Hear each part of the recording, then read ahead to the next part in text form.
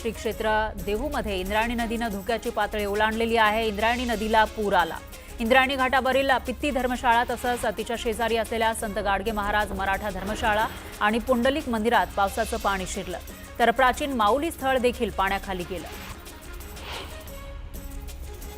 सिंधुदुर्ग जिल्ह्याला orange alert जारी करण्यात आला आहे। रत्नागिरीच्या सह्याद्री पट्ट्यातील डोंगराळ भागामध्ये मुसळधार पाऊस झाला। पावसाच्या संततधारेमुळे माळगाव शिवापूर या गावांना जोडणारे 4 पूल हे पाण्याखाली गेले, त्यामुळे 6 ते 7 गावांचा संपर्क तुटला। सिंधुदुर्ग जिल्ह्याच्या कुडाळ तालुक्यामध्ये जोरदार पावसानं हजेरी लावली। अशातच एक दुचाकीस्वार कर्ली नदीमध्ये वाहून गेल्याची घटना समोर आली आहे। माळगावमधून शिवापूरला जाताना पाण्याचा अंदाज न आल्यानं दुचाकीस्वार वाहून गेला। सांगली जिल्ह्याला मुसळधार पावसानं झोडपलेला आहे। पावसामुळे सखल भागामध्ये पाणी साचलं, त्यामुळे वाहन चालकांना मोठी कसरत करावी लागते। नाशिकच्या गंगापूर धरणातून गोदावरी नदीपात्रामध्ये पाण्याचा विसर्ग करण्यात आलाय, त्यामुळे सोमेश्वर धबधबा ओसंडून वाहू लागलाय। नाशिक शहर आणि जिल्ह्यामध्ये सुरू झालेल्या संततधार पावसानं धरणांच्या पाणी पातळीत वाढ झाली आहे। सातारा जिल्ह्यातील घाटमाथ्यावर मुसळधार पावसानं हजेरी लावली, त्यामुळे पाटण तालुक्यातील उत्तर मान धरण भरलेलं आहे। सांडव्यावरून पाणी वाहू लागले, त्यामुळे नदीकाठच्या नागरिकांना सतर्कतेचा इशारा देण्यात आलाय। रायगडमध्ये आंघोळीसाठी नदीच्या बंधाऱ्यावर गेलेल्या 3 एक तरुण पाण्यात वाहून गेला। महाडमधील 3 रेस्क्यू टीमनं शोधण्याचा प्रयत्न केला, पण अद्यापही तरुण न सापडल्यानं शोध कार्य थांबवण्यात आलं। सिंधुदुर्ग जिल्ह्याला पावसाचा येलो अलर्ट जारी करण्यात आलाय। कुडाळ तालुक्यातील माणगाव खोऱ्यातील दुकानवाड पुलावर आलेल्या पुराच्या पाण्यामुळे 5 गावांचा संपर्क तुटलाय। नागपुरात पावसानं हजेरी लावली आहे। गेल्या अनेक दिवसांपासून नागपूरकरांना पावसाची प्रतीक्षा होती, दरम्यान उकाड्यापासून नागरिकांना आता दिलासा मिळालाय। अहिल्यानगर जिल्ह्यातील शेतकऱ्यांना अजूनही पावसाची प्रतीक्षा कायम आहे। पेरणीयोग्य पाऊस न झाल्यानं शेतकऱ्यांच्या चिंतेत वाढ झाली आहे। मान्सूनपूर्व पावसानंतर अनेकांनी केलेल्या पेरण्या वाया जाण्याची भीती आहे, त्यामुळे दुबार पेरणीचं संकट उभं राहिलंय। यंदा मान्सूनपूर्व पावसानं जोरदार हजेरी लावलेली आहे, त्यामुळे अकोला जिल्ह्यातील अनेक शेतकऱ्यांनी पेरण्या केल्यात, पिकांना अंकुरही फुटले, पण या पिकावर वाणी किडीनं हल्ला केलाय, त्यामुळे कपाशीसह तुरीचं पीक धोक्यात आलंय, त्यामुळे शेतकरी त्रस्त झालाय। मावळ तालुक्यामध्ये मुसळधार पावसानं जनजीवन विस्कळीत झालं। पावसाचं पाणी घरात शिरलं, त्यामुळे नागरिक हैराण झाले। प्रशासनानं समस्येकडे गांभीर्यानं पाहून त्वरित उपाययोजना कराव्यात अशी मागणी केली जाते। छत्रपती संभाजीनगरच्या जायकवाडी धरणामध्ये 11,000 क्युसेकनं पाण्याची आवक सुरू आहे। गेल्या 4 दिवसात जायकवाडी धरणाच्या पाणी पातळीत 5% वाढ झाली आहे। नंदुरबार जिल्ह्यामध्ये पावसाची संततधार कायम आहे। जिल्ह्यात पावसानं पुन्हा दमदार हजेरी लावली आहे, त्यामुळे नदी नाले ओसंडून वाहू लागले। भंडाऱ्याची उधळण करत माऊलींच्या पालखीचं जेजुरीमध्ये जंगी स्वागत करण्यात आलं। माऊलींच्या पालखीसोबत आलेले वारकरी कुलदैवत खंडोबाच्या दर्शनासाठी जेजुरी गडावर नतमस्तक झाले। भक्तिरसात नाहून निघणारा वारकरी आज भंडाऱ्यात पिवळा झाला। शिस्तबद्धतेचं प्रतीक असणारी गजानन महाराजांची पालखी धाराशिव जिल्ह्यात दाखल झाली। नागरिकांनीही दारासमोर रांगोळी काढत पालखीवर फुलांची उधळण करत जोरदार स्वागत केलं। जवळपास 1,500 पेक्षा जास्त वारकरी या पालखीत सहभागी झाले। आदिशक्ती संत मुक्ताई आणि गोविंद पंत यांच्या पालखीची बीड शहरात भेट झाली। आजोबा नातीच्या पालखी भेटीच्या वेळी वारकऱ्यांनी टाळ मृदुंगाच्या गजरात विठू नामाचा जयघोष केला। यावेळी बीड शहरातील भाविकांनी गर्दी केल्याचं दिसून आलं, तर पंढरीच्या दिशेनं मार्गक्रमण करणारी मुक्ताईंची पालखी 2 दिवस बीड शहरात आजोबांकडे विसावली होती। संत तुकोबारायांच्या पालखीचं यवतमध्ये मोठ्या उत्साहात स्वागत करण्यात आलं। यावेळी वारकऱ्यांची मोफत चरण सेवा करण्यात आली। सद्गुरू मंगेशदा क्रियायोग फाउंडेशनच्या सदस्यांनी वारकऱ्यांना ही चरण सेवा दिली। यावेळी लहान मुलांनी देखील वारकऱ्यांची मनोभावे सेवा केली। माऊलींच्या पालखी सोहळ्यामध्ये वारकऱ्यांची सेवा करण्यासाठी डॉक्टरही दिंडीत सहभागी झाले।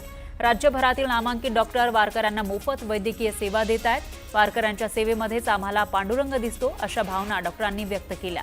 तर चालताना ठेच लागलेल्या वारकऱ्यावर उपचार करताना मेडिकल कॉलेजचे विद्यार्थी दिसून आले। श्री योगीराज तुकाराम बाबा खेडलेकर पायी दिंडीचं अहिल्यानगरमध्ये स्वागत करण्यात आलं। देहरे परिसरात भव्य रिंगण सोहळा पार पडला। वारकरी आणि सेवेकरांनी मोठ्या संख्येने यावेळी सहभाग घेतल्याचं दिसून आलं। गजानन महाराजांची पालखी धाराशिवच्या कळंब शहरामध्ये दाखल झाली आहे। या वारकऱ्यांना मोफत दाढी कटिंगची सेवा देण्याचं काम शहरातील नाभिक समाज करत आहे। यावर्षीही वारकऱ्यांना नाभिक समाजाकडून दाढी कटिंगची सेवा देण्यात आली। नृत्यांगणा गौतमी पाटीलही विठुरायाच्या गजरात तल्लीन झाली। वारीत सहभागी होत तिनंही वारकऱ्यांसोबत टाळ वाजवत हरिनामाचा जप केला। जेजुरी गडावर खंडेरायाच्या दर्शनासाठी येणाऱ्या वारकऱ्यांना सिनेबाल कलाकार खेडेकर बंधूंनी प्रसादाचं वाटप केलं। वारकऱ्यांची सेवा करताना आनंद होतो अशा भावना त्यांनी व्यक्त केल्या।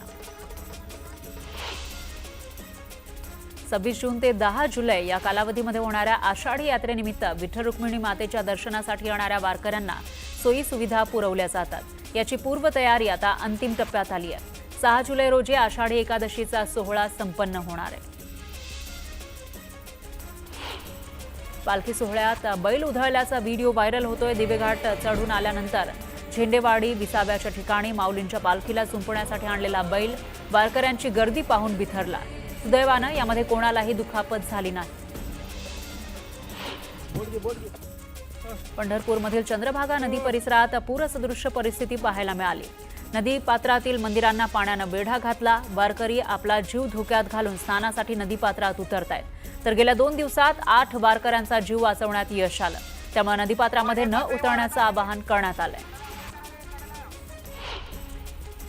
विठ्ठल दर्शनाचा बनावट टोकन पास घेऊन 7 जणांनी मंदिरात घुसण्याचा प्रयत्न केला।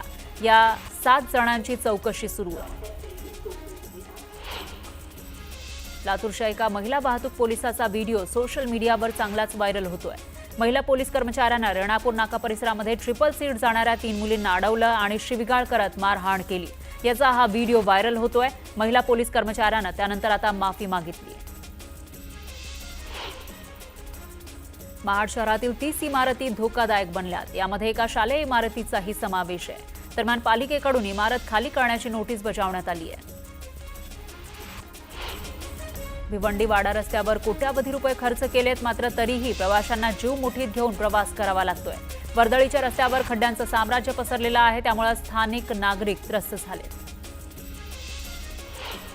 अभिनेते संकर्षण कराडे यांनी सोशल मीडियावर पोस्ट करत आपल्या गावात आपण लिहिलेलं नाटक आपल्याला करता येत नाही अशी खंत व्यक्त केली। नटराज रंग मंदिराची दुरावस्था झाली आहे आणि ते पुन्हा सुरू करावं अशी मागणी संकर्षण कराडेनं केली आहे। बुलढाणा ग्रामीण पोलीस स्टेशन परिसरामध्ये अतिविषारी मण्यार जातीचा साप निघाला। दरम्यान सर्पमित्रानं मण्यारला पकडून नैसर्गिक अधिवासात सोडलं। पालघरच्या वाडा तालुक्यातील डोंगरपाडा वस्तीवरील विद्यार्थ्यांना सध्या लाकडी पुलावरून धोकादायक प्रवास करावा लागतोय। पक्का रस्ता नसल्यानं मोठा नाला पार करण्यासाठी लाकडी ओंडके टाकून पूल तयार करण्यात आला आहे आणि याच पुलावरून जीव धोक्यात टाकून या विद्यार्थ्यांना रस्ता पार करावा लागतोय। बुलढाण्याच्या बरणा गावामध्ये 7 फूट लांबीचा अजगर निघाला। वारकऱ्यांनी तातडीनं सर्पमित्रांना माहिती देताच अजगराचं रेस्क्यू करण्यात आलंय। अजगराला पकडल्यानंतर जवळच असलेल्या नैसर्गिक अधिवासात सोडण्यात आलं। रायगड जिल्ह्यातील माणगावमधून वाहणाऱ्या काळा नदीपात्रामध्ये महाकाय मगरींचा वावर दिसला। पोलीस स्थानकामागील नदीपात्रामध्ये 2 महाकाय मगरी किनाऱ्यावर दिसल्या, त्यामुळे नागरी वस्तीमध्ये चिंतेचं वातावरण आहे। सह्याद्री व्याघ्र प्रकल्पामध्ये दुर्मिळ अशा काळ्या रानकुत्र्याचं दर्शन झालं। बफर झोनमधील एका गावात फिरण्यास गेलेल्या कराड इथल्या पर्यटकाला या रानकुत्र्याचं दर्शन झालं। कराड तालुक्यातील बाहगाव जिल्हा परिषद शाळेच्या शाळा व्यवस्थापन समितीच्या सदस्यांनी शिक्षण अधिकाऱ्यांच्या दालनात ठिय्या आंदोलन केलं। गेल्या 3 वर्षांपासून मुख्याध्यापक पद रिक्त आहे। मुख्याध्यापकाविनाच शाळेचं कामकाज सुरू आहे। या विरोधात शाळा व्यवस्थापन समिती आक्रमक झाली। करमाळा तालुक्यातील केम गावात कडकडीत बंद पाळण्यात आला आहे। केम सबस्टेशनसाठी स्वतंत्र आणि नवीन लाईनचं काम पूर्ण न झाल्यामुळे आक्रमक ग्रामस्थांनी जेऊर सबस्टेशन समोर उपोषण करत गावात बंद पाळला। सरकारच्या हिंदी सक्तीविरोधात पुण्यातील मनसैनिक आक्रमक झाले। हिंदी सक्तीचा आदेश रद्द होत नाही तोपर्यंत दादा भुसेंना पुण्यात फिरू देणार नाही असा इशारा मनसे शहराध्यक्ष साईनाथ बाबर यांनी दिला. मालेगावातील अजंग इथल्या निवासी शाळेमध्ये सुविधा मिळत नसल्याचा आरोप करत विद्यार्थ्यांनी भर पावसात कळवण ते नाशिक आदिवासी भवनपर्यंत मोर्चा काढला. यावेळी अधिकाऱ्यांनी भेट देत समस्या सोडवण्याचं आश्वासन दिलं. यानंतर विद्यार्थ्यांनी माघार घेतली. यवतमाळच्या उमरखेड ते करोडी रस्त्याची दयनीय अवस्था झाली आहे. या रस्त्यावरून ये जा करणारे शेतकरी बांधवांना तसंच नागरिकांना मोठी तारेवरची कसरत करावी लागतीये. रस्त्याचं काम तात्काळ करावं, बांधकाम करावं यासाठी प्रहारकडून जलसमाधी आंदोलन करण्यात आलं. शक्तीपीठ महामार्गाच्या भूसंपादनाला मंत्रिमंडळ बैठकीत मान्यता मिळाली आहे. कोल्हापुरात शेतकऱ्यांच्या विरोधानंतर भूसंपादन थांबवलं होतं, पण आता मंत्रिमंडळामध्ये मान्यता मिळालेली आहे. त्यामुळे वेग येण्याची शक्यता आहे. भूसंपादनासाठी 20,000 कोटींच्या तरतुदीला मंजुरी देण्यात आली आहे, पण भूसंपादनाला शेतकऱ्यांचा विरोध कायम आहे. धाराशिवमध्ये शक्तीपीठ महामार्गाच्या जमिनीच्या मोजणीवरून पुन्हा शेतकरी आणि अधिकाऱ्यांमध्ये वाद झाला. तुळजापूरच्या वानेवाडी इथं जमिनीच्या मोजणीसाठी आलेल्या अधिकाऱ्यांना शेतकऱ्यांनी रोखलं. त्यावेळी शेतकरी आणि अधिकाऱ्यांमध्ये शाब्दिक वाद झाला.